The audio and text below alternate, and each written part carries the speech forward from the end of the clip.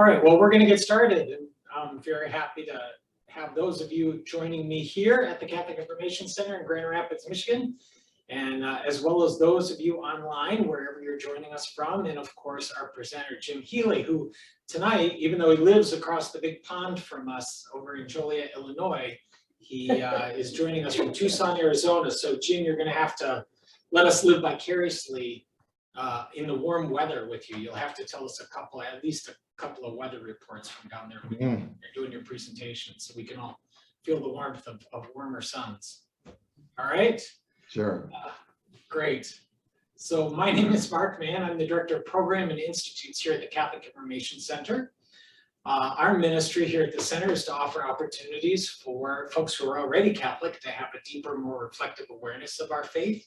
But we also invite those of different faith traditions or no faith tradition at all to dialogue with us and discover this way of life. We're a ministry of the Paulist Fathers at service to the Diocese of Grand Rapids, as well as in the virtual world of the entire universe. Before we get started, just want to share a few housekeeping notes. You know, typically you do this, everyone's heard it on Zoom, but because we have a hybrid approach here with folks both here in the meeting room as well as those on Zoom, just want to offer a few housekeeping points so we can have a good gathering together. So first, please try to be fully present as possible. It also helps Jim as well. So if you can reduce distractions on Zoom by muting yourself during the presentation, and then feel free to unmute yourself during question and answer. But if you can also leave your video camera on during the question and answer period, then that makes for better interaction both with those here in the room as well as those online. And if for those of you in the room too, we just need to also keep our microphones muted when the presentation is going on, so we avoid any background distractions. Those of you on Zoom are welcome to use the chat box throughout, especially to post questions, and I'll be monitoring the chat. If something is shared that resonates with you, of course, you're welcome to communicate that impact through, well, on Zoom, you can use the emojis with the reaction bar. And those of us in the room, we can still use our own emojis, you know, knitting our eyebrows, smiling, or whatever to let Jim know that, hey, something really, really touched us with what he's sharing. And I know we'll have several opportunities for conversation with one another as well as with Jim here. And I'll be helping to monitor that as well so that we can all interact together as a group, both online and here in person. I do want to take a moment to offer this reminder that the programs here at the Catholic Information Center are free and open to the public. We are donation-based. And so, of course, this program, as well as other programming that we offer, would not be possible without your contribution and those contributions of our friends and supporters and associates. Your encouragement in this regard is indispensable. You can also connect with us by signing up for our free newsletter we send out every Thursday by email to talk about upcoming programs, as well as connect you with helpful articles or videos to help you grow in the faith. You can also watch videos, including tonight's presentation, on our YouTube channel, and you can also follow us on social media. And of course, you're welcome to visit us here at the center. That includes you as well, Jim. Anytime to visit us here in the center. The coffee is always on, and the cookies are, I can't say they're freshly baked, but the cookies are here. The cookies are here. As we continue, let's do so in prayer. It is National Marriage Week, and the U.S. bishops, through their website For Your Marriage, posted a prayer for this week and a prayer for couples, and I thought that would be appropriate for opening our time together this evening. In the name of the Father, the Son, and the Holy Spirit. Amen. Almighty and eternal God, you have blessed the union of married couples so that we might reflect the union of Christ with his church. Look with kindness on them. Renew their marriage covenant, increase your love in them, and strengthen their bond of peace so that with their children, they may always rejoice in the gifts of your blessing. We ask this through Christ our Lord. Amen. Jim Healy. What can we tell you about Jim Healy? He has spoken on marriage and family topics in over 90 dioceses, including here in the Diocese of Grand Rapids, all across the United States, as well as Japan, Canada, and the Caribbean. You always find these warm places, Jim. His marriage materials, including how to be married and stay engaged, living together and the Christian commitment, and spirituality and your religion in marriage, and making happiness a habit, have been widely used in marriage prep as well as marriage enrichment across the U.S. Dr. Healy has contributed chapters to a number of books on family ministry, as well as written for such magazines as Family Perspectives, Catholic World, Gregorian, Marriage, and Deacon Digest. And then he's also written online for the website that I mentioned before, For Your Marriage. Highly recommend that as a resource, as well as he's also written for Franciscan Media's Everyday Catholic.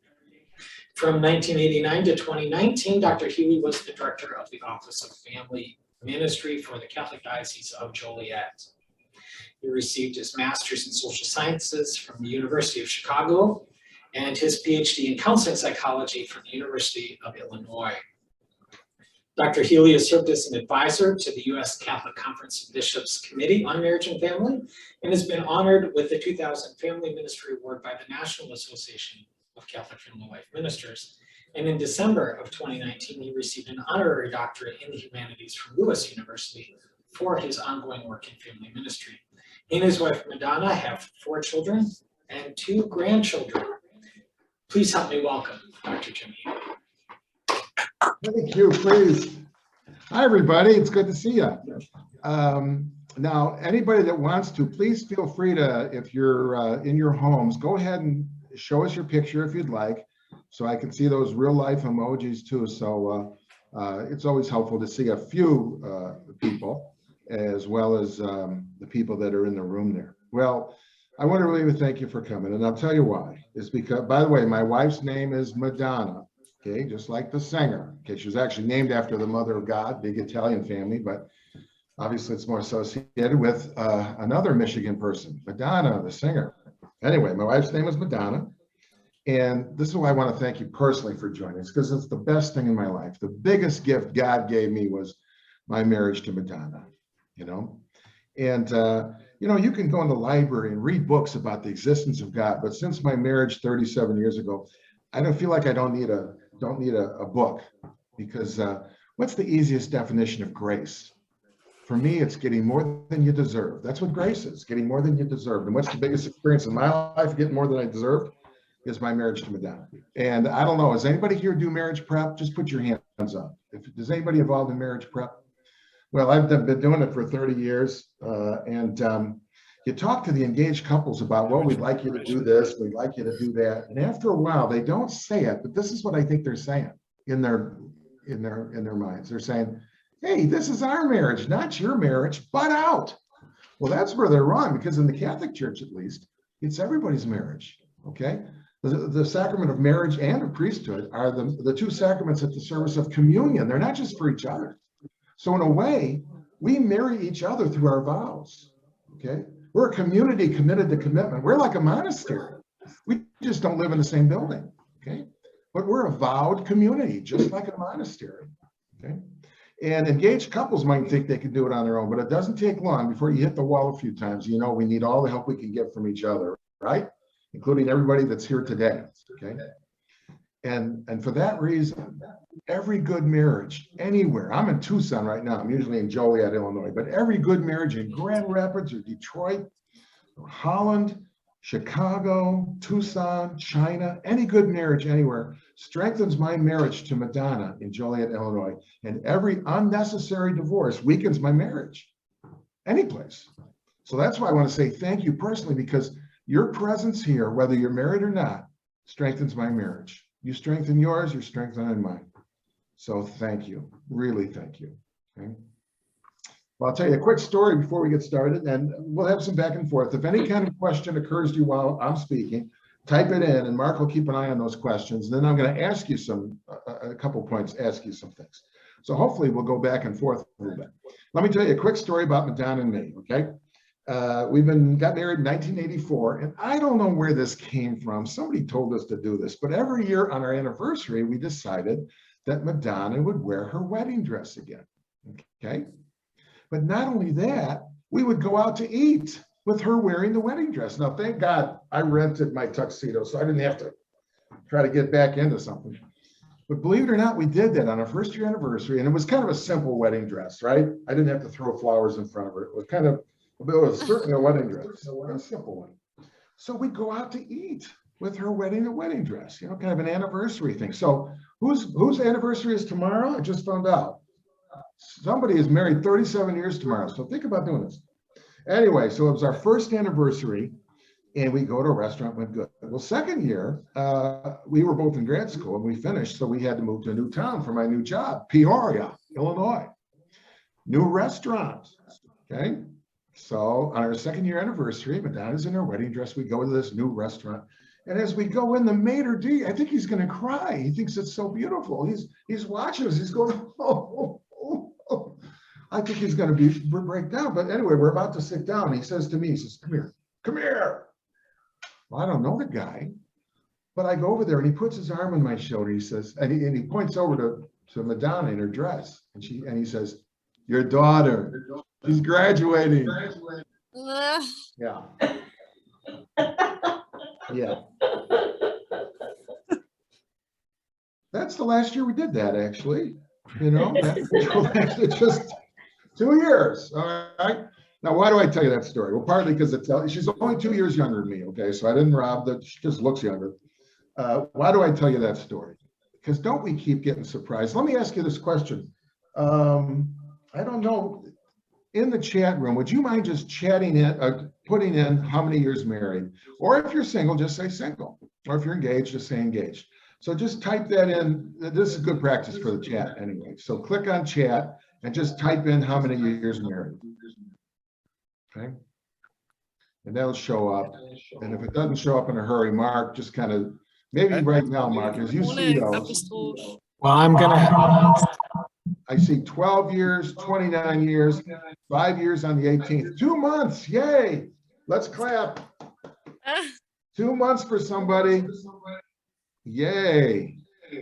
All right. Now, and the people in the room, I remember it was 37 years, 23 years. 30 years. Okay.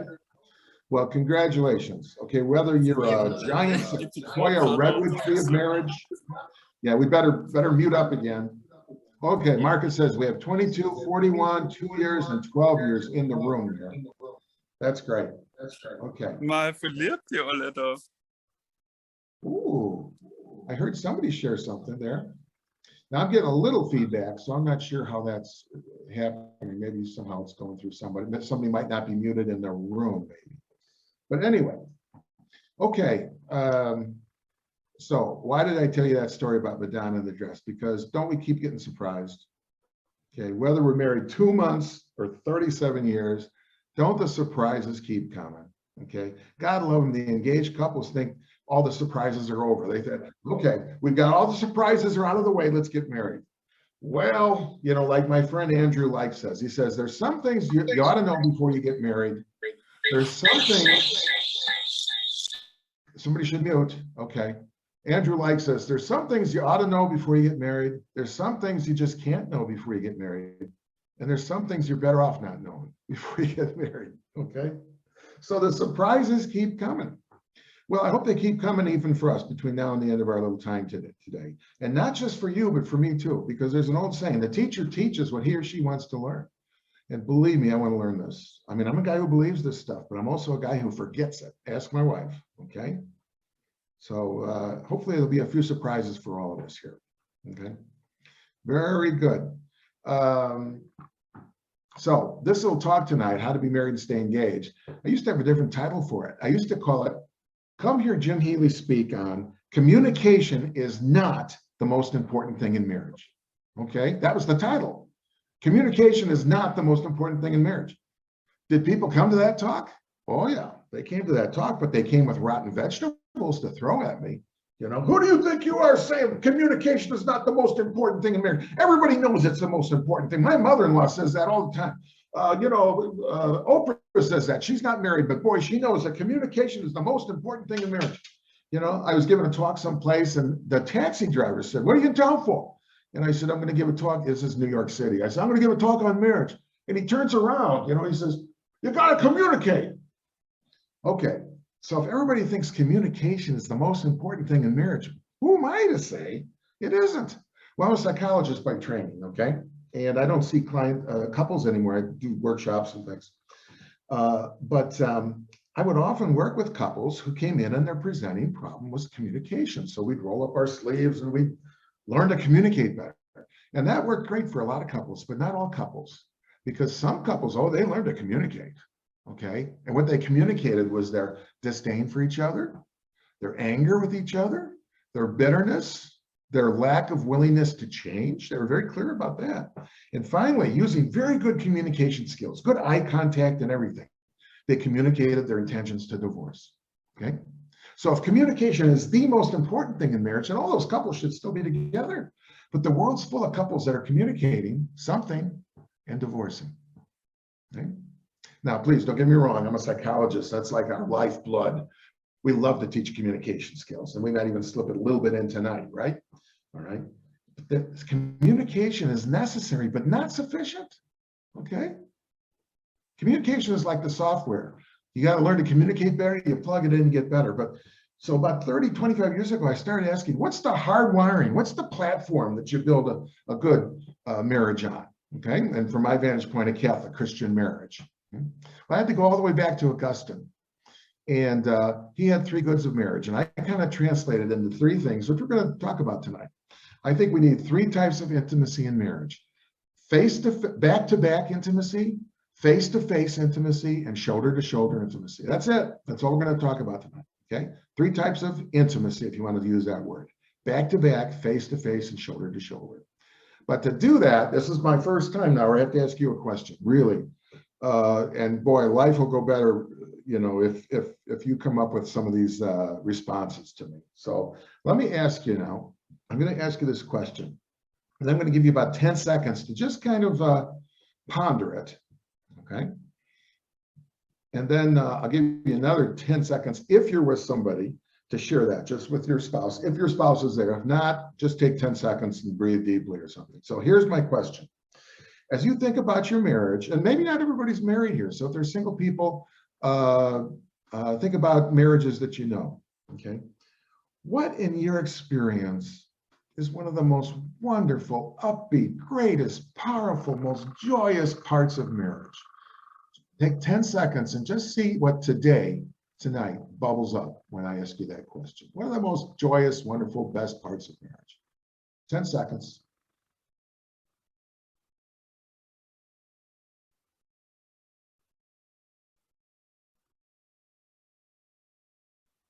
Okay, 10 more seconds. If there's somebody in the room with you or somebody next to you, I'm going to give you 10 seconds to share whatever came up with. It's got to be a phrase or a word, but just kind of say it to each other if you're with somebody.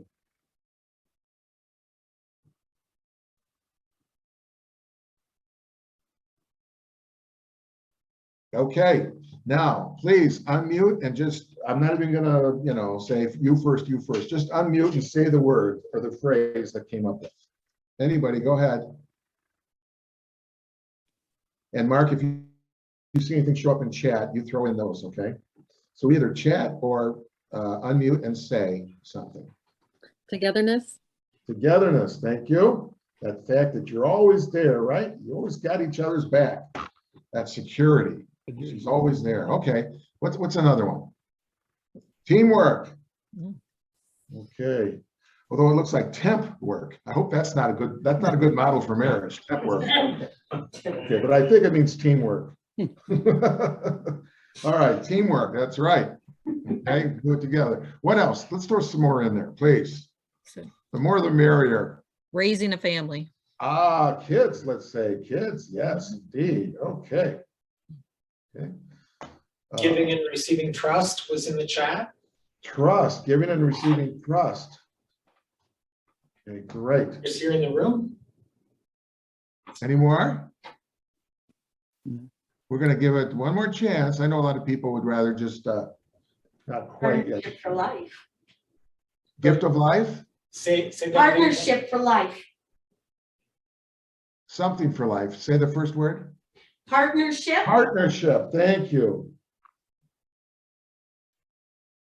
I know I look really young, but These ears are a little older, so I apologize. All right. Well, let's go on because I'm going to share the screen now and show you something. Oh, and I'll go back and forth. But I'll say that I've asked this question a lot of places, and so let's see here. Can you see the title, How to Be Married and Stay Engaged? Is that working correctly? Yes. Okay, cool. You're all set. That's back to back, face to face, and shoulder to shoulder. Okay, so I have asked this question in a lot of different places, and these are typical the kind of answers that I get. Some of them are exactly like what you said. So that sense of security, of partnership, of togetherness, that sense of, she's always there, he's always there. In fact, I used to say, I got married when I was 31, and for me, marriage meant never having to worry about having a date on Saturday night again after those frantic, anxious 20s. Okay. What else? Oh, she's always there, right? He's always there. Kids, right? Man, tell you, just your heart explodes with love, right? And this is, if you have biological children, great. If you have adopted children, great. If your marriage doesn't have biological children, you're still focused. We're still up for caring for the next generation. Carl Sandburg said there's only one child in the world, and that child's name is all children. And so if we're married, we're up for either caring for our own children or the children of the next generation in some fashion. That's just part of what we are, okay? Sex, let's face it, a long, loving sexual relationship in marriage, we got to say that's a joyful part, okay? Now, especially for older couples, when I ask this question, don't talk about reminiscing, remembering the past. Isn't it great? And, Madonna remembers everything. I don't remember much. My memory is going. And so I'll say, now, which kid said that? Or I'll say, now, what vacation was that? Madonna will say, it was Michael, hon. We were in Hannibal, Missouri, remember?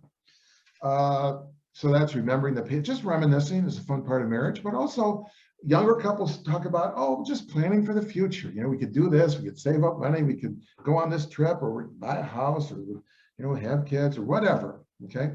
Now, let me ask you one other question. And I also asked this question, okay? And I won't even take the 10 seconds with it.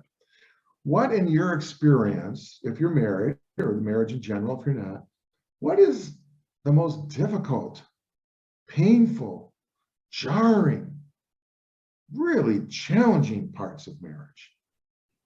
Okay? Anybody want to throw anything in there? Either unmute and say something, or type it in. Death of a child. Death of a child. Yeah, children are great, right? No doubt about it. Death of a child. Okay. Yeah, what else? What else is hard about marriage or challenging about marriage? We want to throw in one or two more? We won't take too much time here. We're kind of zipping through this part. Financial disagreements. Financial. And not just finance. That's interesting that you said that. It's not just finance, it's financial disagreements. Yeah. Somebody said, it's not the mountains ahead that wear you out, it's the pebble in your shoe. And we've all got financial challenges, right? I don't know who doesn't. But the disagreement where you can't come to an agreement, that's like the pebble in your shoe. That's what makes you limp. That's what makes the marriage limp. Okay, it's not God. You're going to be, there's mountains ahead, challenges. But if you can't agree, that's hard. That's harder. So thank you very much. Well, let's press on, okay? Because I'm going to say this, and again, I'm going to say these are typical answers that I often get, most challenging. What's one that I get? He's always there. Okay, so if one of the greatest things about the marriage is he's always there or she's always there, what's one of the most tough things? He's always there. She's always there. God, oh my goodness. Okay. What's another thing that's most challenging? Kids. And can everybody get a witness? Anybody who's got kids or knows about kids, can I say that belongs on the other side too? Yes. Some people are enthusiastically putting their hand up. Both hands. Okay. Kids will make you cry for joy. And then they'll make you just cry. Okay. So I'm telling you, it goes both sides, right? Now, what about sex? Is that possibly on this side too? Have you ever been in bed with an iceberg after a fight? okay? And the other person is in bed, you see the outline of their body over there, but you dare not approach, okay? It's like a distant mountain, right? So the better, the more joyous and wonderful the sexual relationship is in marriage, the more painful it is, okay? The more painful it is when it's not there. Every mountain has a valley. Every mountain creates a valley, okay? So our sexual life's great, but boy, when it's going wrong, that's one of the most painful parts, or it can be, okay? How about planning for the future? Well, that's fun until somebody gets sick, okay? Or somebody loses their job, okay? And then finally, does that always tickle? Remembering the past? Even the best marriages have a lot of healing that's necessary. You know, when I say Madonna remembers everything, she does. She remembers everything. Okay, thank God she's forgiven me for most of it. I mean, you know, you're halfway okay and halfway in trouble when your wife says to you, I promise I'll forgive you as soon as I can. Okay, you're grateful for it, but you know, oh boy, okay?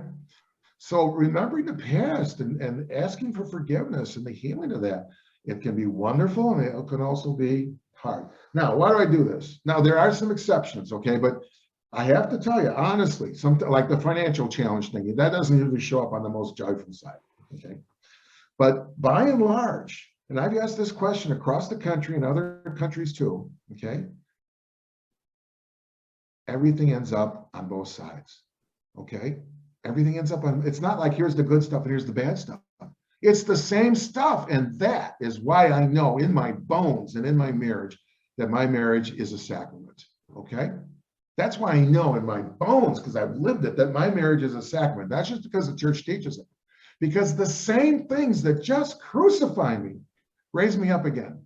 It's not the good stuff and the bad stuff. It's the same stuff. The same stuff that just kills me, cures me. The same things that make my life really hard make my life worth living at all, okay? And that's where our understanding of marriage, our Christian understanding of marriage takes a right-hand turn to the civil understanding of marriage, okay? Because a lot of times in the civil understanding of marriage is, hey, there's the good stuff and the bad stuff, and there's too much bad stuff, then maybe we ought to get divorced, okay? Maybe, right? Or it's the soul model of marriage, right? The soul model is, how do I know that I finally found my soul partner? Because it all comes natural. It's all easy. Well, that's great until it doesn't, until you hit the wall with one of these wonderful, challenging things. Then you think, well, gosh, I think I screwed up. I don't think I found my soul partner. I better keep looking, okay? That the soul partner model for marriage is very weak. I'm selling something else. The Catholic Church, the Christians, they sell something very different, okay, called the Paschal Mystery, right? So what are we selling? Okay, we're selling a three-step process in marriage. Okay? That's what we're selling. What's the first stage in marriage? The Transfiguration, okay? Now, when I work with young couples, nobody remembers what the Transfiguration is anymore, right, in the Bible. And I'll bet there's some people here who could quote chapter and verse, but for now, let me just throw it at you. Remember, the Transfiguration is Jesus goes up to the top of the mountain and he takes the executive cabinet with him. Did you know there's the three running buddies, kind of the inner group, Peter, John, and James? He kind of cuts them off and goes off with them sometimes. It's like the president, vice president, and treasurer, maybe, okay? So he went up to Mount Tabor because he wanted to pray and get away from things. He took the big three with him, right? And I've been to Mount Tabor, or at least to where they think Mount Tabor was, and it's beautiful. It's high up, it's cooler. It's a beautiful view, good place to go to pray. That's where Jesus went, okay? Went up to the top, and what happened? He began to pray, and his face began to shine, and his clothes became whiter than a wedding garment. Moses and Elijah appeared, symbolizing the law and the prophets. It's perfect, okay? Perfect. You remember what Peter said at that point? He said, Lord, it's good for us to be up here. Oh, it is good. Okay, and he said, with your permission, let me put up 3 tents, one for you, one for Moses, and one for Elijah. And here in at least the U.S., we think to ourselves, isn't that nice? They're going to camp out. But in Israel, where do people live permanently? Okay, well, sometimes in stone, okay, but a lot in fabric, in hides, in tents. Okay, so when Peter says, let's never leave the top of this mountain, that's what he's saying. Let's not just stay overnight. Let's never leave this wonderful, mountaintop experience. Okay, what's that got to do with marriage? Okay, what's the transfiguration experience that hopefully all of us have experienced in marriage? What's the mountaintop experience? Falling in love. Okay, isn't that a mountaintop experience where your face shines and the person you're in love with, their face shines? You don't see any defects at all. They look perfect. Even the in-laws, Moses and Elijah, they look great. Okay, everybody's perfect, right? And that's our job, the first job of marriage. Because remember, as Mark said at the beginning, the big mystery in the Christian church is that we're supposed to be a symbol of God's eternal love for us. We're supposed to be the best image on earth, okay? One of the best images on earth of our relationship with God, okay? What's the image in the book of Revelation of eternity? The wedding reception, okay? Where God marries us forever.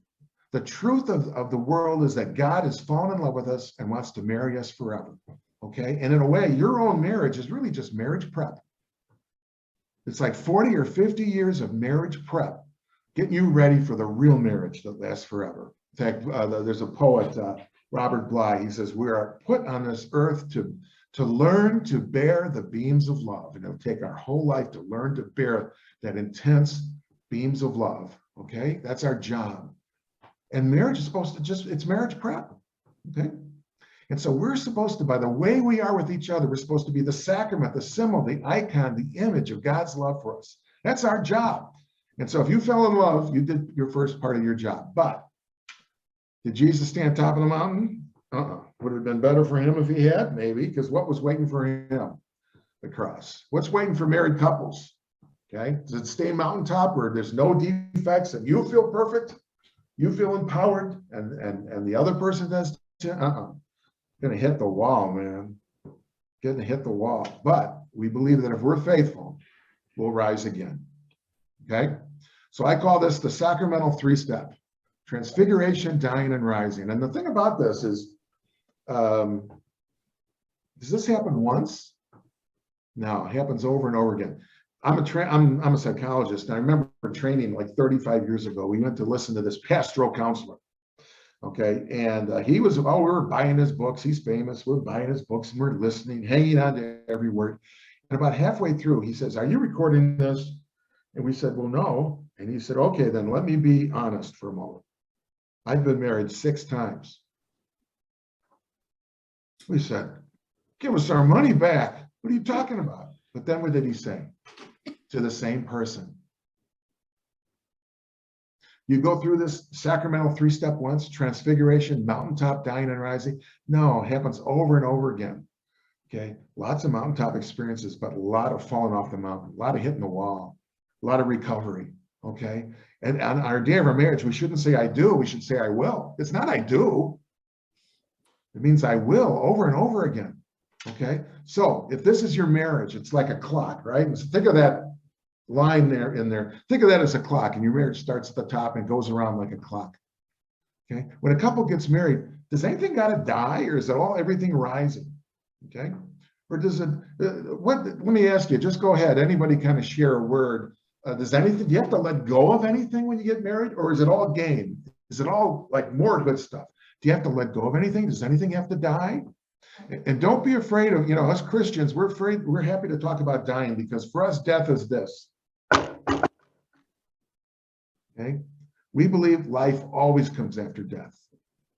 Death never has the last word. So even at the beginning of our marriage, what has to die so that the marriage can live? Okay, anybody think about anything that you got to let go of? Please, somebody type something in or say something. Just unmute and say anything. Anybody got something? I know it's challenging to do this online, but you'll help your speaker a lot and each other if we can kind of, anything? Somebody throw something out. Die to self. Die to self, that's the best thing. Yeah, lots of different ways. Autonomy, okay, all sorts of things, okay? What's the most likely year for divorce? If a couple's ever going to get divorced, does anybody know what the most likely year is for divorce? The most likely, at least in 2020, well, last time I checked, which is a year ago, the most likely year for divorce is the 3rd year of marriage, okay? 3rd year of marriage. Now, for a lot of couples, what tends to happen in that, give or take a standard deviation, what tends to happen around the third, the fifth, the sixth, seventh year of marriage? Anything happen in particular? One of the good things, one of the things that we talked about, one of the most joyous parts of marriage, having a kid, right? Okay.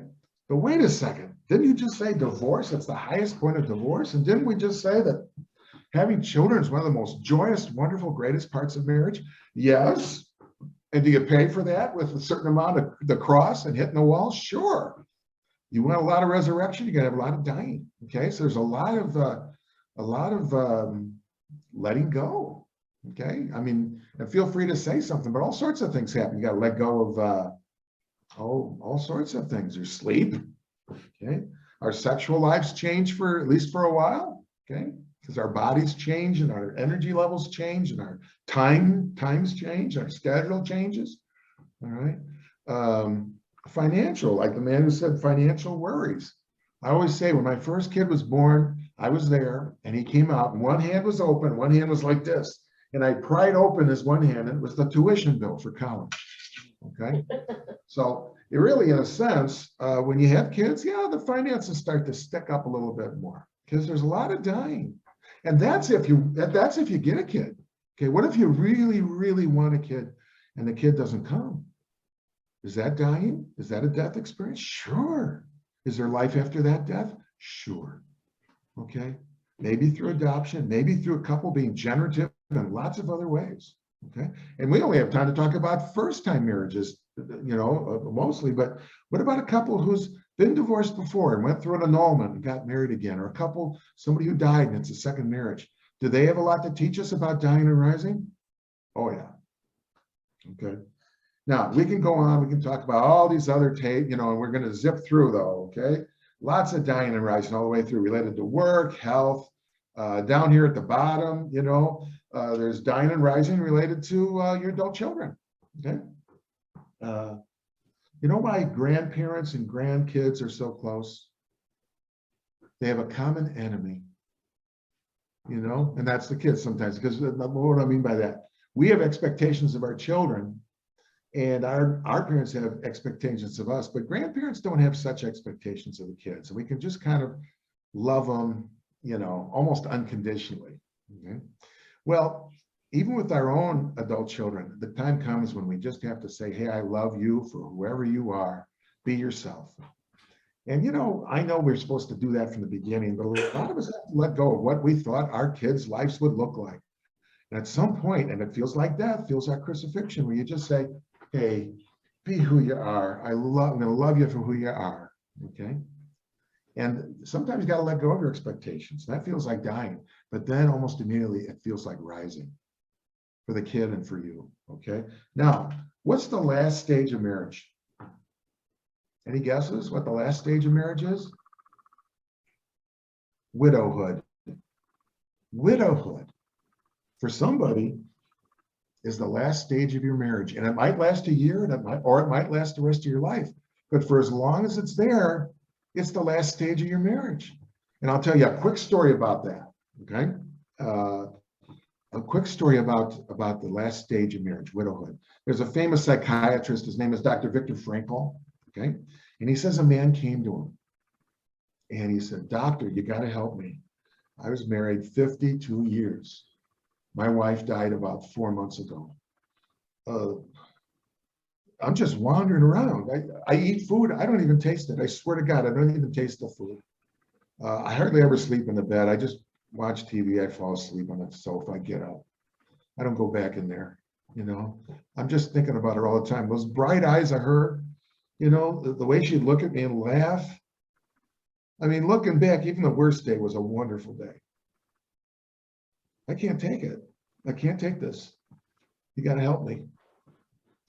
And Dr. Frankel just listened to him. And then he said, well, let me ask you one question. If it had been you who died, and your wife was here with me alone, what would her life be like? And the man said, oh, well, we lived for each other. She'd be going through this hell. And Dr. Frankel said, okay. And that was your last gift. that you gave her, isn't it? To survive her, take this on. But now you've got to pay up for that gift by mourning her. And then he just kind of stared at the floor for a while. Then he stood up and squared his shoulders and shook the man's hand and left. So there's dying and rising all the way through. And that's why I know it's a sacrament, because it teaches us not to be afraid to die, because life comes afterwards. And if you've lived that way for 40 or 50 years and all those little deaths, and life has come again after that, you know you're ready for the last one. Okay.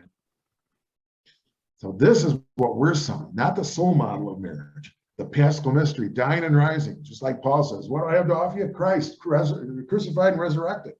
Now, there's lots of mountaintop experiences in there, even at the beginning, when the birth of your child, okay? Are you back on top of the mountain when you're holding that baby in your arms? Okay, is that a mountaintop experience? Oh yeah, I felt perfect again. I felt like I had no flaws and I could always be there for my child. Well, I found out I was wrong, okay? But at the mountaintop time, boy, it's perfect. Okay, and there's lots of wonderful mountaintop experiences, but it's a process, isn't it? Now, what's the only challenge for us? There's only one thing wrong with our model, our Catholic Christian model of marriage. Only one thing, really. It's awful hard. Okay, I'll do anything to fake it. I don't want to die. I remember I was working with a couple. It was early on in their marriage. They brought their 1-year-old with them, or maybe even younger, because the kid was still in their arms. And the man turned to his wife and he said, "You betrayed me." And I said, "Could you explain that a little bit?" And he looked to his wife and he says, "This is not the marriage I committed to." Okay, they're just focused on the kid. It's like, we got nothing anymore. Well, that guy was exactly right. What he was experiencing was not the marriage that he committed to. It's the marriage he needs to commit to now. He needs to get married again. Remember the guy got married 6 times? Time to get married again. Okay, because we get nostalgic and we think, oh, wasn't it great? You know, back when the kids liked us and now they're teenagers, they don't like us. Well, we can't get too nostalgic, because there's dying and rising and wonderful mountaintop experiences every time. Okay, but it can be challenging to accept the different things. Their life comes after all those deaths. Okay, thank God we believe in a God who really knows how to die and rise and can take us through this. Okay, thank God we don't have to do this on our own. Okay? What's grace? Grace is getting more than we deserve, not just from our spouse, but from God. God will get us through. And that's why, and I know we don't have all Catholics today, or maybe even all Christians today, but especially for Catholics, that's why marriage and the Eucharist are tightly bound. You almost can't get them apart. Where we're coming from, marriage and the Eucharist are just like this. In fact, there's an old Yiddish saying, okay, which I like a lot. This old Yiddish slogan, one hand washes the other. Okay, isn't that true? One hand washes the other. Well, that's like marriage and the Eucharist for Catholics especially, okay? Probably for Christians completely, okay? One hand, because think about what the priest does at Mass. He takes that bread and he says, "This is my body given for you," okay? And we believe, Catholics believe, that Jesus is really present there, body and soul, okay? Hopefully we've got, a variety of diversity of people today, but speaking from my point of view, from there, Catholics believe that Jesus is really present there.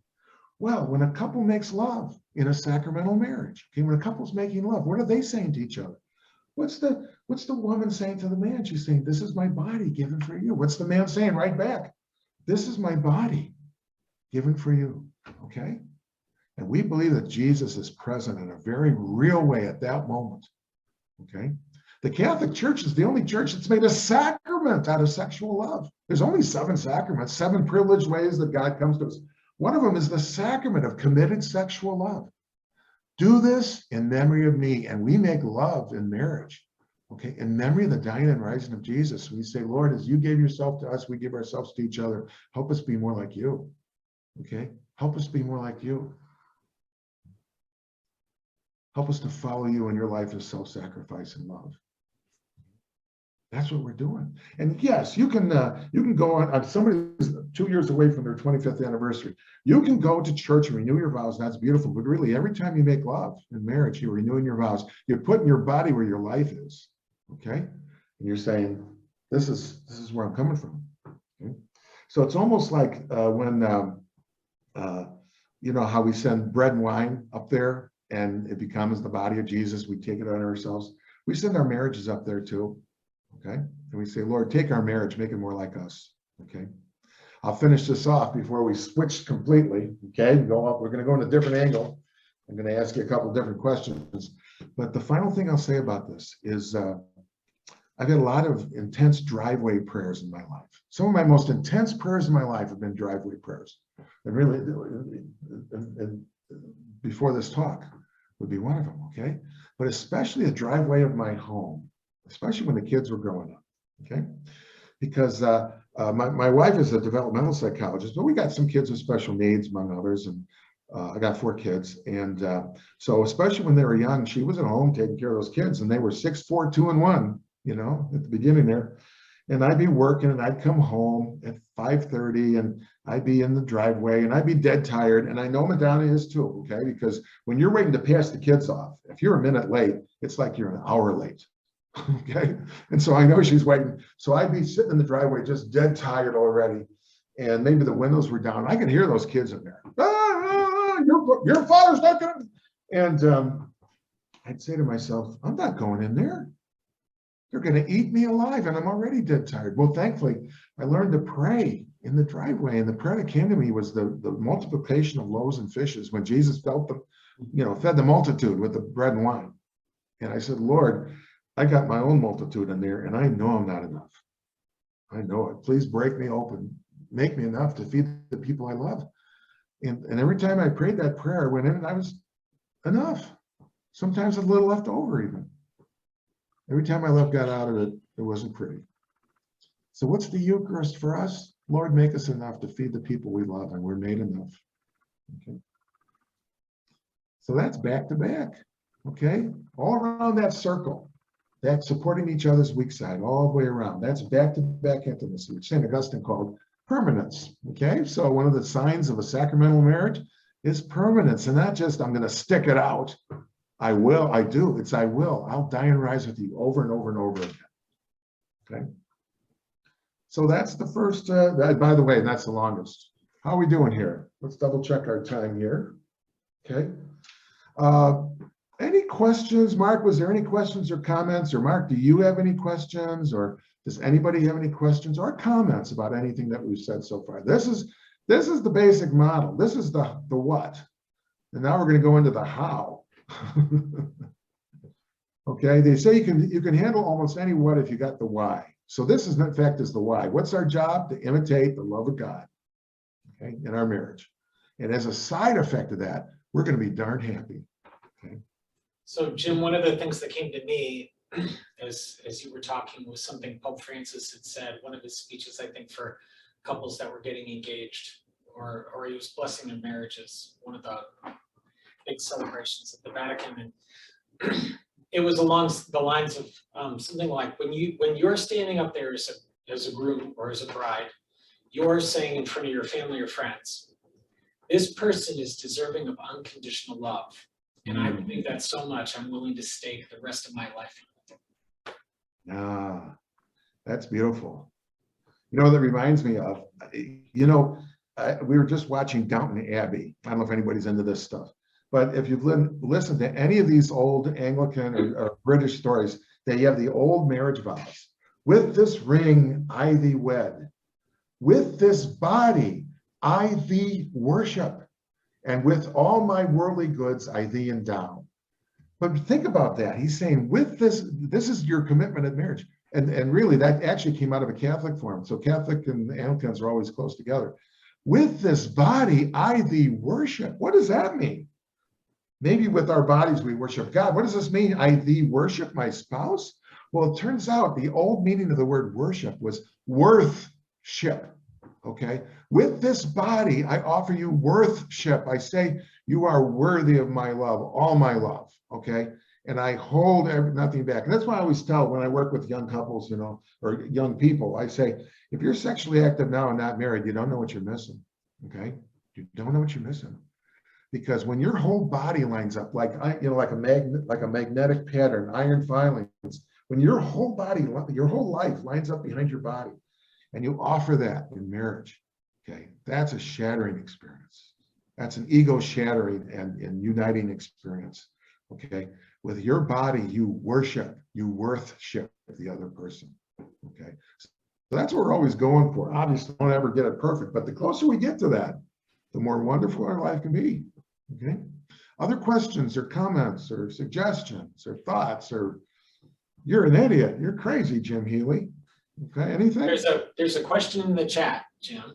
Okay, why don't you read it, Advice- Mark, because I can't see it too good. Sure. It says, what advice can you give to couples who cannot have children? Ah, okay, yeah. You know, I think the biggest thing is, the point of this is I'm going to anticipate something. I think there's three major parts of marriage. Faithfulness, well, permanence, the way I talked about it here, you know, permanence through change, faithfulness. And the last one is hospitality, okay? So now, what's one way that a lot of couples offer hospitality in marriage? By being hospitable to having their own children. It's like you're the host of your own place, and the children come to you and you're offering them hospitality, almost like a good host, and you teach them, okay, the rules of the house. And when the time comes for them to leave, they leave. But that's a central part for a lot of marriages. But hospitality is the sacramental act. And there's lots of ways to be hospitable in marriage, generative. And that's the point. And I know many couples, and obviously adoption and other sorts of things, and foster parenting is great. I know a lot of couples that are just wonderfully present in other ways, generativity, caring, not just for children, but maybe involved in causes of social justice or of children, or, you know, there's just so many ways to be generative, to develop real relationships, okay? In ministry, you know, when I was doing and Mark, I know that you're also involved in youth ministry. I was told back when I started doing youth ministry, don't ever start a relationship with a teenager in ministry without an implicit commitment to keep that going for the rest of your life. Okay, none of this thing where I'm going to be a religious educator person for a year and then I'm done with these kids. In ministry, that's an implied vow. If I start with you, I'm going to end with you. Okay, now you may not be taken up on that, but really, for a couple that doesn't have their own biological children, they can make their own vows of service and care and love and commitment, and be plenty of mountaintop experiences. Okay, plenty of hitting the wall too. Any other questions? Any other before we go on? Well, just type it in, and Mark, just feel free to interrupt me at any point if there's a question in there. You know, All right. say, We'll hold do, Jim. Yeah, hold your horse, Jim, and just say it. Okay, so let's get rid of the first one. Okay, that's the biggie, the one we always spend the most time on, and that's back-to-back intimacy. Okay, through your marriage. Okay? And if we can get that clear, we can handle everything, because nothing's wasted in the kingdom of God. Not the smallest crucifixion doesn't have a chance in the right spirit for more life afterwards. Okay, if we take it this way, and then everything is gift. God help us. It's hard to believe that. In the spiritual life, everything can be gift. Everything can lead to more life as we see it. Okay, let that go. Now we're going to the next one. Face-to-face intimacy. Face-to-face intimacy, not just back-to-back. Now, Augustine taught this about faithfulness, because he thought there are three things that made marriage look most like God's love for us. Permanence, God's love is permanent. Next one, God is faithful. Okay, so what does that look like in marriage? I don't know if anybody else does marriage prep again, but there was an inventory called Focus that I've been very involved in. And when I asked couples across the country, out of the 151 statements that, you know, these are married couples that, you know, use this with engaged couples. What's the single most challenging statement for engaged couples? I'd say 90% of the time, out of 150 questions across the country, they came up with the same question that is the most challenging question for engaged couples. And they have to put agree or disagree or uncertain. Here is the question, the statement. I could never forgive my spouse if he or she were unfaithful. Okay? And they have to put agree, disagree, or uncertain. This is at the beginning of their marriage. I could never forgive my spouse if he or she were unfaithful. And, sometimes we used to have them take it as a group, and the men would be over here because we didn't want them to talk, right? The men would be over here taking it, and the women would be over here taking it. And I always thought I could tell when they got to this question, because let's say I'm looking at the women, and so they get to this question, they'd read this question, then they look up, and then they'd stare over at their husband, their fiance, like, how am I supposed to answer this? Am I an idiot? Should I tell him right now I'd forgive him if you're unfaithful?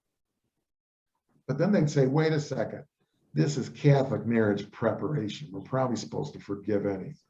And they'd look up at me, and they'd be real confused. So they'd often put uncertain. Okay.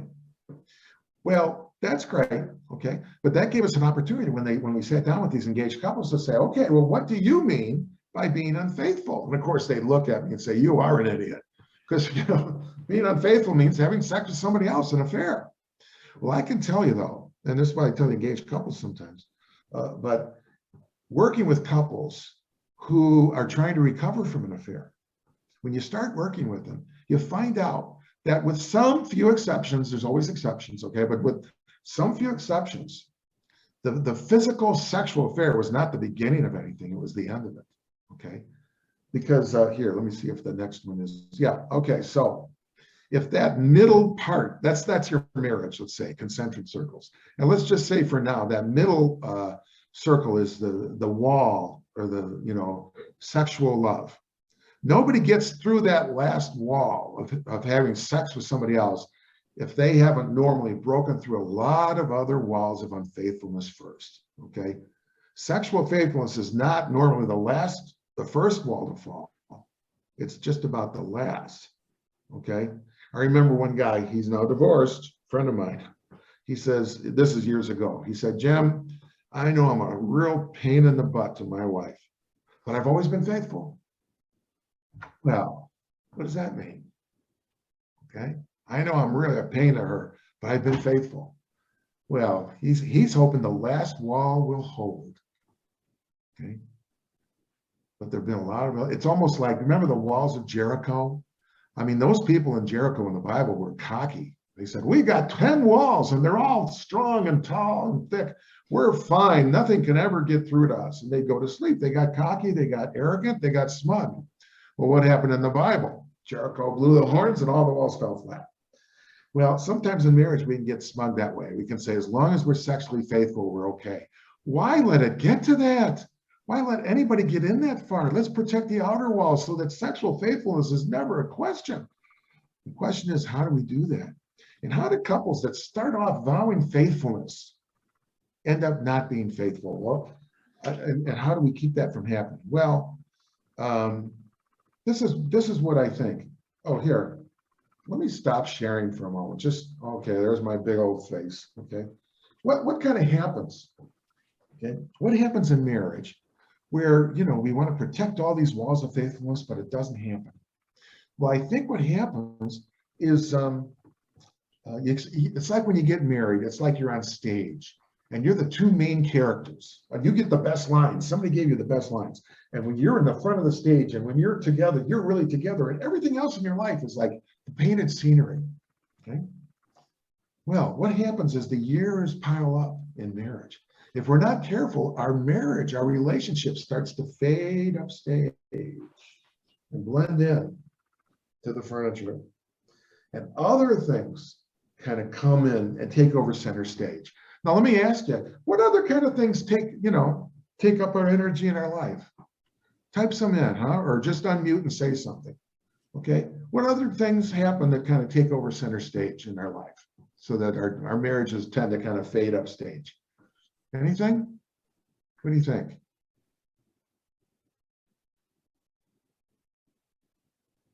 Work, for sure. Golf, for darn sure. Okay, and like me, I work at golf. Okay, our professional goals. Yeah, you got it. Okay, what else can kind of tend to take over center stage? Children was also listed. Ooh, children. Oh yeah. Well, tell you what. Let me go back here, and let's go back here. Well, let's say, what's the greatest good? Is God, right? I mean, that's the greatest good. We're all, we're all believers, or maybe we're not, okay? But those of us who are believers, we believe that God is the greatest good. And so what are some other things that can take over? And we believe God should be on top, okay? And we believe that if we're married, marriage needs to be protected and sustained as a sacramental act. It needs to be up there. But what other things kind of take over? Well, as we say, children, no doubt about it, okay? In fact, kids will, let's see, what else? Work, okay, can certainly do it. Sports, okay. I like to say back in the 90s, I spent more time with Michael Jordan when I should have been spending more time with my wife at times. Okay, the house, working on the house, or the apartment or the yard, the in-laws, okay. Sometimes that can get pretty intense, pretty involved. Social media, time on the computer, on the phone, on the internet, and all these sorts of things. And volunteer work, including, I'm going to whisper this, the church. Okay, sometimes church activity can kind of take over. Now, let me ask you, are these evil things? Are these horrible, evil things that take away from our marriage? No, they're good things. But even Aristotle said this. He said, most of us can, most of the time, make good choices between good and evil. What we screw up is choosing between two goods. Okay, we screw that up all the time. We take the lesser goods, good things, and we put them up too high on the ladder of goods. That's what I call that, the ladder of goods, okay? Like kids. Now, do kids have to sometimes go up on top? Sure, they get sick, or whatever, and have to be on top, but they like to stay up there, don't they? Okay, I'm still sick, Mommy. I'm still sick. No, you're not. Go back to school, let's see, what about work? Same thing. Sometimes the boss will say, okay, we got to really go to the mattresses, okay? Between now and April, we're going to save this company. We got to work day and night. And what happens though in April? Then the boss sometimes says, okay, you've shown me what you can do. We're going to work lean. We've had to let some people go. You can do it. Keep working at the same level, okay? So it's almost like these things are tempted, can take over if we're not careful. And it's not like they'll find their right place. I don't know about you, but if you had children in the home, either you still do or back when they were, did they ever come up to you and say, Mother, Father, we're so dedicated, we're so grateful for the ways that you put yourself out for us. We really are truly grateful. And we've done a collection, and here's $25, and we'd like you to go out and just have a good time. And don't worry, just have a good time. Well, if your kids ever say that to you, don't go, okay? Or come home early, right? See what they're up to. Right? But all these wonderful things, children, work, sports, house, church, they're not gonna put themselves on the right ladder. It's our job to make sure that we keep that nothing gets too high up on the ladder of goods. And who's gonna help us? The devout community of marriage. Sometimes it's other couples, okay? And sometimes we need to help each other to put this in the right order, and sometimes we can do that. I always think this is mostly a joke, but when you talk to another married couple, and you say, hey, how's the kids? How's work? Add one more question. How's your marriage? I'm going to punch you in the mouth. What do you mean talking to me about my marriage? Well, only ask your friends that, okay? But remember, is the marriage a private thing? No, we got a vow, we've got a stake in everybody else's marriage, okay? Their marriage weakens, our marriage weakens. And so it's good to think, this is, you would say to a friend, not to a stranger, you'd say, hey, listen, how you guys doing? Have you had any chance to get away? I know work is kind of like kicking your hiney now. Have you had a chance to just get away and forget about it for a little bit? Maybe we can help. We'll take the kids. Okay? Those are good questions. We have to help each other. Now, I'm going to ask you to reflect on something, and really, I pray that you will offer some suggestions here. What are some ways that you've helped to keep your marriage on top? Okay, what's worked for you? What's worked for you? I mean, we want to learn from each other, right? So not right now, but in a few minutes, I'm going to ask you, what is some ritual or habit or activity or anything that you do that helps keep your marriage on top of this wonderful ladder of goods? Okay, might be something very much small or something you regularly do, but really think about this. And while you think about it, I'm going to just say one more thing. Okay, and then I'm going to ask you that question, and hopefully you can say something or type something in. right? So I'm a psychologist, but for many years I worked for the Catholic Church and ran an office, and I would just make referrals. I wouldn't see couples. I would talk to anybody once on the phone, okay? But my job didn't allow me to actually go into long-term counseling with couples. And so this is a typical call. Now, I don't want to overemphasize this, but here's a typical call from the wife when she calls asking for counseling. This is the typical, with a lot of with exceptions. Okay, I'm not trying to stereotype this, but this really was a tendency. The women would call and they'd say, you know, something's wrong. It's getting stale. I don't know what's going on, but we need a refresher. We need to get together. We need to just kind of get ourselves straightened out, you know, value. And that would be a typical kind of what the women would call. Here's a more typical call from a guy. She's gone. I need your help to get her back. Okay. More often than not, the women called early and the guys called late. Now, why might that be? Well, there's some research that suggests that when guys are losing it in a marriage, it's a little more obvious. It's like a clock that starts slowing down. They start dropping the ball. They get more vague about their lives, their activities, and their feelings, okay? They just kind of, it gets more amorphous, okay? And maybe the partner kind of looks at it. I can't quite tell what's going on, but something's going on, okay? Not always, but there's a little bit more of that. So if a guy losing it is more like a clock, a woman who's kind of getting frustrated in their marriage is more like a car, okay? Because think about it. Clocks slow down, but a car, even if you got a quarter gallon, you could still go 60.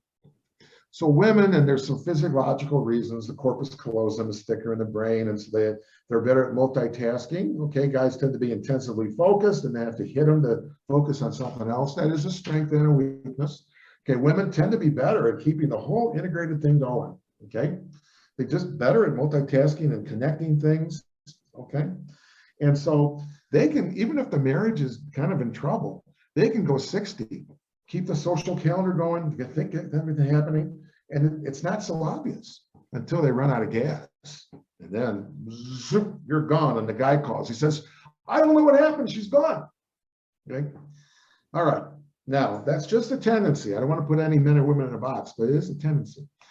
If that's true, then what should we all be doing to protect ourselves from that? Top off the tank. Don't let the tank get empty. Don't let it even get half empty. Top it off. So that's my question to you now. Can you just kind of type in or share or unmute and just share with us, you know, kind of briefly, what do you do to help keep your marriage on top of this ladder of goods? Or what did you, yeah, so please. I see Katrina, is it Catherine or Katrina? Catherine and Christopher? I think you want to say something, I think. So go ahead and unmute. So we do monthly date nights to keep talking and talk about our relationship. Okay, beautiful. Monthly date nights. That's with each other, I presume. Okay, good. Monthly, you know, let me just underline that. Thank you. I think that's wonderful. And Madonna and I had, for a while there, we had Thursday night was our date night. And we had a babysitter. We didn't have a lawyer on retainer. We had a babysitter on retainer. We paid her by the month. And so by God, even if we were dead tired, we already paid her. So we're going out, right? And so the more you can lock in, if it's every month or every week or every this or that, the more you can make that just locked in. Because people say, oh, well, if we need time, we'll take the time. No, we won't, because see all these other things on that ladder of goods? They've taken up all your calendar. So if you don't pop that in and make it a ritual, okay, whatever the space timing of that is, it may not happen, okay? As it is, we're more faithful to our doctors and our dentists than we are to the person we married sometimes, because that we conform to their schedules, okay, and they get the prime time. And if we're not careful, our spouse gets the butt end of the day, right? When we're tired and cranky, okay? So can we reserve in advance some special times? You know, in Japan, they have what's called oxygen bars because of the smog. You go in and for 10 minutes, you breathe pure oxygen and you recover, okay? Well, it's almost like dates are oxygen bars for couples, okay? Because there's a lot of smog out there in our lives, okay? But it's got to be in advance. It's got to be a ritual. It's got to be something that you know is coming, okay? Okay, what's some other things? So I don't know what that looks like, but some sort of in this calendar, in the schedule, in advance, regularly, some sort of thing that you save for each other. What are some other things? Please. And thank you very much, Catherine and Christopher. Is that, what is it? In the chat, Veronica made reference to theology of the body teachings. I asked her to say a little bit more. Okay. You know, we could go on forever about theology of the body, and really that was a tremendous advance. It's not really new theology in a sense. It's teaching what we always believed in a striking and vivid new way. And I've referred to it a little bit in a sense when we talk about the purpose of marriage is to image God's love for us. Okay, and it's built into our bodies. Okay, the nuptial meaning of the body is the body wants to give everything. Okay, it doesn't want to hold back. And if we are not holding back, then somewhere deep there's a break in our dignity. Okay, so if you have any opportunity to get exposed to theology of the body, believe me, there's 1,000 ways. Just type it in. Okay, you know, either the Theology of the Body Institute or Tolbert or Ruha Woods. I mean, there's just so many people that are teaching theology of the body. It's a powerful way to deepen your understanding of the why of marriage. You can handle almost any what if you've got the why. Yeah. Other things. What else is good? What else is there? Okay. What are some other possibilities or suggestions? Church. Oh, what? Say that again. Church together, attending Church together. Okay. Church together. I mean, praying together. Okay. Now, some of us are better at spontaneous prayer, but you know, praying before meals, praying at mass, praying the rosary. Okay. Some of us are comfortable with praying more spontaneously. I know people that pray in the morning. You know, here's a nice ritual. You know, I know couples that the first thing they do in the morning, they say, okay, hon, what are you most looking forward to today? Okay. And then what are you least looking forward to? Well, let's pray for both of them. Okay. Let's pray. When you have this meeting and, you know, this is going to kind of pray. And then at the end of the day, you got something to start off with. Okay. How to go. And the funny thing is, we're built to just focus on the bad stuff. Okay? So if we're not careful, we come home, all we talk about is the tough stuff. Well, what about that good thing that happened? Didn't you say you're going to get together with your friend at lunch? Oh yeah, that happened too. Oh, that was wonderful. Okay. And you can pray in Thanksgiving and pray for that person, pray for that experience. Okay. Or pray when you go to bed. I know another couple that before they go to bed, and this is a couple who is more formal, and you know, one person says, honey, is there anything I did today that hurt you? You know, and there might be something small, and they ask for forgiveness for each other. They're just checking in. And then together they hold hands, they pray the Our Father.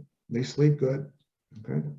Some people pray scripturally. So sure, church involvement, you know, built into the mass are all sorts of things. I always think, you know, with our 4 kids, and we got to church on Sunday, we're going to press on here in a second. And I'll throw in one other thing. Just throw in it. Yeah, I please. noticed that in the past 20 months, people have learned how to wash their hands, and the kind of time that was suggested that we spend because of COVID and all of that was 20 seconds. Ah. Well, how about the 20-second hug? There you go. Get home I at love the end of the that. day, 20 seconds actually could be a long time. That's a long time. You might not leave it at a hug then. Be careful. Okay, you got to get to work. Well, let's finish with that, and then we're going to press on. I love that 20. In fact, I call it the 5-second hug. So 20 seconds. Man, you Grand Rapids people are passionate. Okay, Well, it's cold, but what's that? it's cold here. It's cold. Well, let's talk about that before we press on to the last one, which always gets the shortest time. So once again, let's call it the 20-second hug. Before you leave in the morning, if you give each other a 20-second hug, okay, the sociologists say, okay, that's a wonderful, and you don't talk, you just hold each other. Maybe you don't even say anything. And then if you're a real glutton for marriage enrichment, when you get back together, when you see each other at the end of the day, retired or not, or working or not, give each other another 20-second hug. Now, why might that be so powerful as a ritual? Because the sociologists say that the way in which you say goodbye conditions the way you feel about the other person all the time you're apart. And the way you say hello conditions the way you feel about them all the time you're together. So if you get the goodbyes and the hellos right, you're halfway home. If you screw them up, you're in trouble. I mean, have you ever had a bad goodbye and it's sour and you're at work and you're thinking, oh, geez, that was bad. And you almost got a call, just say, hey, hon, I'm sorry, because otherwise it wrecks the day. Or if you come home cranky and you say something obnoxious as soon as you get home, okay, that's but if you can practice this ritual of making that 20 seconds of, of love or attention or unconditional love or whatever you want to call it, I'll tell you, that will condition all the time you're apart and all the time you're together. The end is in the beginning, often. Okay. Well, believe it or not, we're right on time, even though it doesn't look like it. Okay, we're going to press on to the last one. Okay, and so remember, the second one was face-to-face. So it was back-to-back was permanence, face-to-face was faithfulness. Okay, not just sexual faithfulness, but getting all those goods, all that ladder of goods in the right order. What needs to drop down? What's playing God in your life? What's playing God and needs to drop down? Might be sports, might be the house, who knows what. Okay, so just really make a list and say, okay, where do I need to change this list? All right. So the last one is, let's see. Okay, that's just back-to-back is permanence, face-to-face is faithfulness, shoulder-to-shoulder is hospitality. Okay, now I have to admit, when St. Augustine was talking about the third good of marriage, he talked about offspring. Okay, offspring, children, biological children. And that is a wonderful sign because, again, why are we imitating God's love? God's love is fertile. He's creative. He's the creator. How do we imitate that? By creating, by hosting. Okay, but we go beyond just caring for our own children, and we talk about hospitality. Okay, that's the vow. Okay, and you might say, how does hospitality line up with permanence and faithfulness? That's not as important. Well, maybe it is. Maybe it's just as much a sign of marriage as the first two. Okay, now where does this come from? Well, we got to go back to the Bible for just a minute or two. Okay, most of the Bible is written in desert cultures, right? And here I am in Tucson. I've been spending time out with the saguaro cactus and everything, and I really have a feeling for this. Most of the Bible was developed in very harsh desert cultures where it was easy to die. Okay, the margin of safety in these desert cultures is not high. It's pretty sparse stuff. Okay, because of that, they had what they called the protocol of hospitality in these biblical, not every one of them, but in a lot of the biblical regions. Okay, and this is what hospitality meant in those times. You could be fighting your enemy, okay, during the day, trying to kill them. But if you approached their tent at night and had the actual protocol, formal protocol of asking for hospitality, your enemy was honor bound to take you in, feed you, let you sleep there, and get away the next day. Why did they do that? Because life in the desert was so harsh that they learned over time that if they didn't offer hospitality to their enemies, in the end, nobody would survive. Okay? So somehow there was one level of civility below the hostility. All right? That's why in the Bible there's one reason why there's all these wonderful hospitality stories. Think about them. Think about them. Okay? And then well, I've kind of anticipated that. Let me back up for a second. Okay? And I'll even stop and share for a second. So in the Bible, there's all these wonderful hospitality stories. Remember when Abram and Sarai were at the end of the desert, and out of the desert came these three hulking strangers. Okay, did Abraham take his Uzi out and kind of spray him? No, he said, welcome, come sit down, let me feed you. And in the Bible, okay, there's a motif that says, if you welcome the stranger, you will receive a gift. And what did they get? Remember, she was barren. They were barren, okay? And they received a child who was Isaac, okay? And the promise of God went through the generations because they welcomed the stranger out of the desert, okay? What's another one? Let's just share back for a moment. Okay, so Abraham, the widow and her son, do you remember that one? They were about to die, and they welcomed the stranger Elijah, and he said, make me a cake. And he says, okay, well, we're going to just make this little cake for you, the last of our food, and then we're going to die. But hospitality to the stranger is so important. Well, what happened? Elijah ate the cake, but then he said he gave them the oil that never ran dry and the wheat that was always replenished. That was the gift because they offered hospitality. And of course, what's the big one in the New Testament is after Jesus was crucified, who's the first person? This I call the first new evangelization, okay? The disciples on the road to Emmaus, they had left. They were dispirited. They thought it was over, okay? And they were met on the road to Emmaus by who turned out to be Jesus, but they didn't recognize him, okay? And he helped them understand their life. And when they got home, it says the stranger made as if to go on, but they pressed him to stay. They offered him hospitality. No, we're not going to let you go. Come on, we're going to take care of you. Sit down. And what they received as the gift, the Eucharist, okay? And then Jesus disappeared. All right, what does that have to do with us? Remember, this is shoulder-to-shoulder intimacy, hospitality, okay? In terms of caring for our own children. Who are our children? But the strangers that stay the longest. And they start off strange, okay? And they slowly get civilized, okay? And our job is to host them, to show them the rules of the house, to love them, to care for them. We don't own them, okay? They're pilgrims. They come our way. They're gifts from God.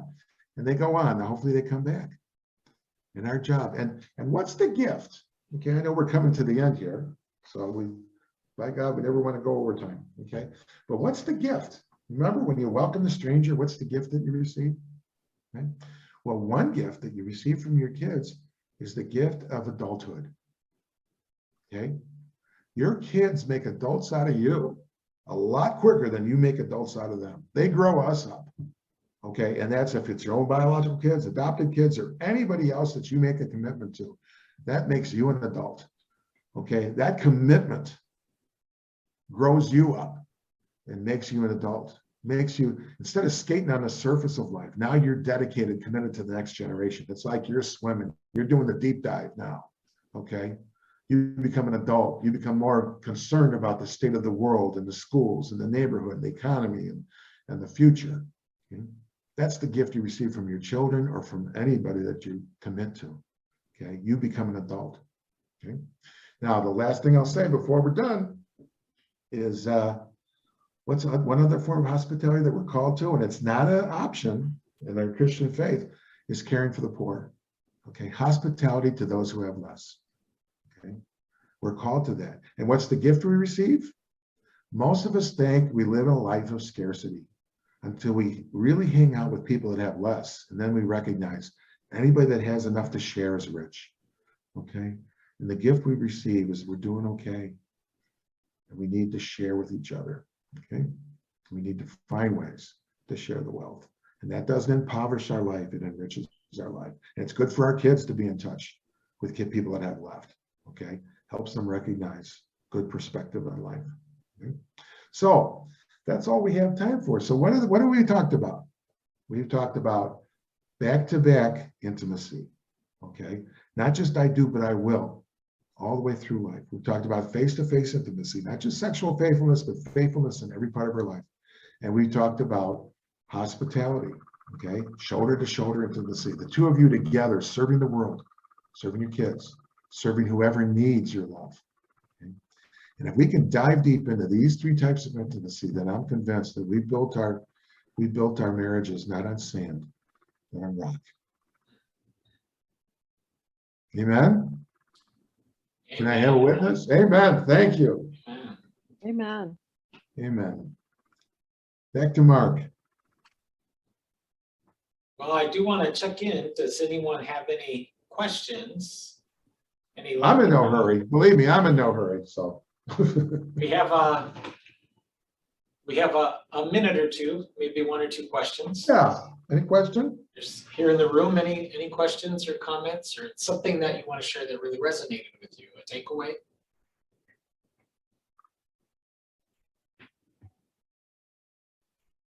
We're thinking. Okay. Or online, any questions or something that resonated for you? If not, I'll say one more thing and then be done. But that's fine.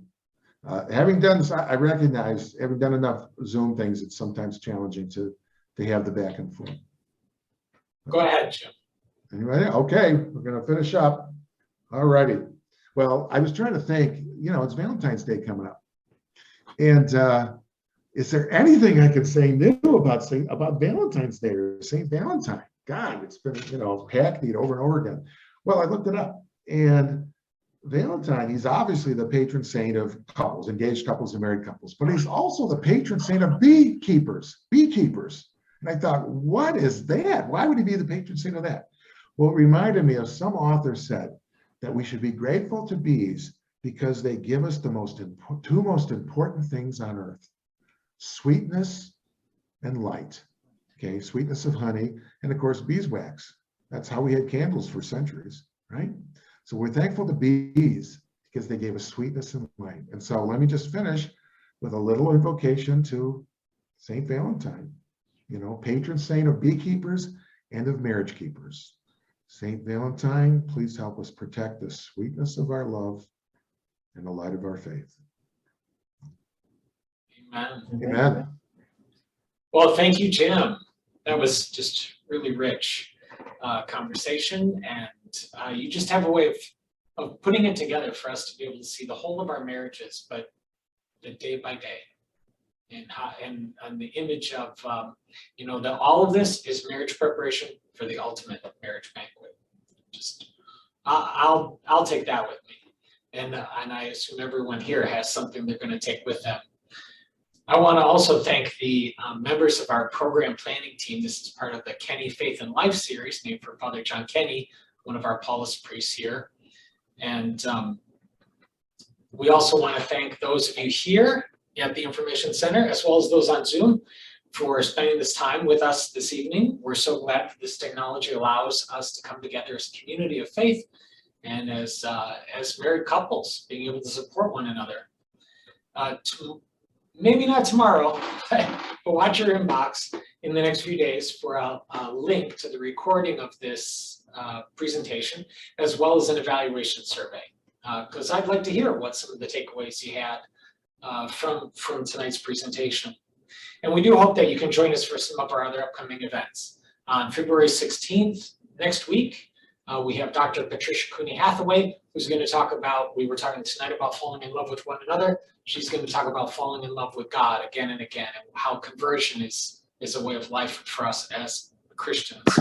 And then on February 22nd, we're happy to welcome our own local practitioner of centering prayer, Molly Keating, who will be providing both a little bit of input, but also the practice of an invitation to stillness and getting us ready for Lent. Details and registration for both of those, as well as other upcoming events, are available on our website. Again, Jim, we wish you well.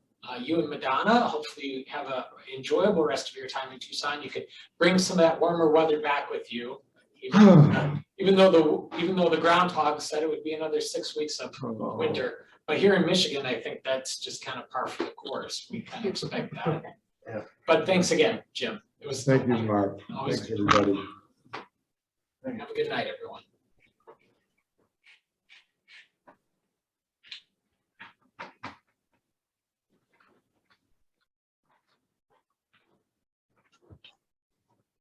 Jim, we'll see you later. Okay, adios. Take care. All right.